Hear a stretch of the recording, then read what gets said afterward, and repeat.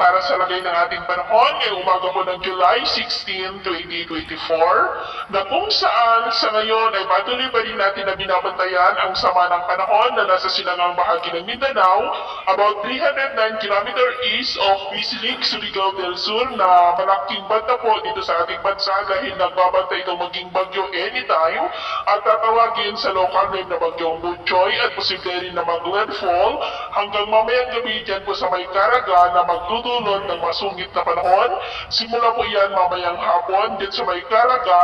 na magpapaulan din sa ilang bahagi ng Visayas at Northern Mindanao, maging po sa ilang bahagi ng Southern Luzon hanggang sa susunod pa ng mga araw.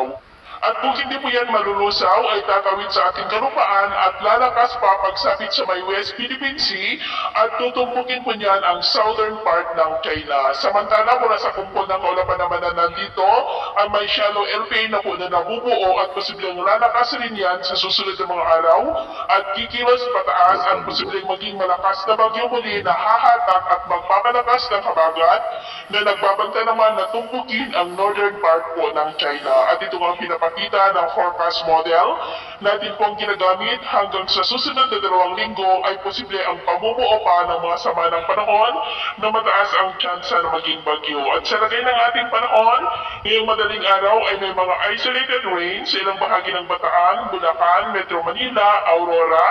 Quirino, Calabarzon, Bicol Region, Occidental Mindoro, Palawan, Samar Provinces, ilang bahagi ng Leyte, Bohol, Cebu, Dumaguete, Bacolod, Capiz, Dinagat Island,